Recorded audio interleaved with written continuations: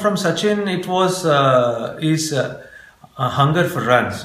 He was never ever satisfied with getting 100 or a 200. He always wanted to get more and more, and that's why he's got some excellent records. But I think it was his hunger for runs which always inspired me. Rahul, I think his discipline, mental discipline, when he's out there in the middle, whether he got 100 in the previous game or didn't get too many runs, I think his processes were very, very similar. And every match, that's why he was so consistent. Saurav, I think his elegance.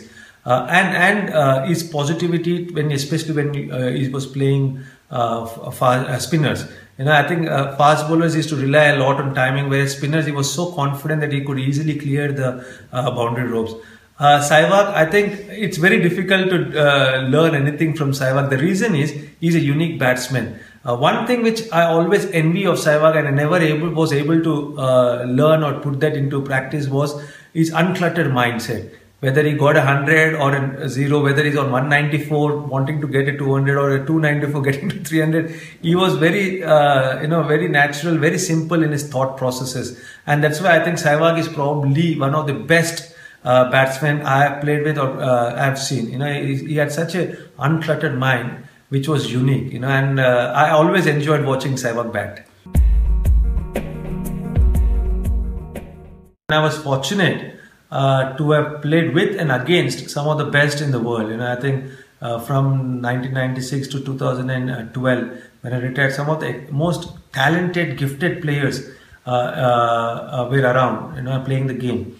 It's very difficult to name a few, but I think Brian Lara, I was always a great fan of Brian Lara. Again, for the kind of talent he had, the kind of run-making ability he had, because having talent is one thing, but how to convert the talent into performances is very important. And Brian Lara just showed that. In Australia, I think that they had some exceptional batting lineup, right from the start, Matthew Eden to Justin Langer to number 6, number 7, Adam Gilchrist, one of the most destructive batsmen in our time. South Africa had fantastic batsmen in Jack Callis, the later A.B. de Villiers. I think I have to say that I'm a great fan of A.B. de Villiers also. Pakistan had Inzamam, Mohammad Yusuf. I think there were a lot of batsmen. It's very difficult to just name a few. But important thing I always tell to the youngsters is just not be satisfied that they have got the talent, but how to score runs is equally important, and that is your job. As a batsman, it's not necessary that you always will look good.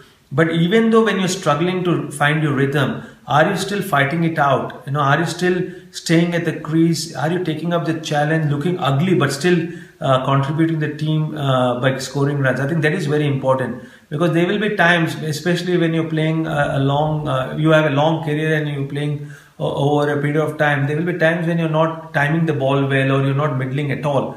But still you have to fight it out, and ultimately you have to score runs, because the team doesn't care whether you score runs by looking very flamboyant or you score runs by looking, not looking good at the crease. But what the team will look is whether you're contributing the scorecard with your individual performance.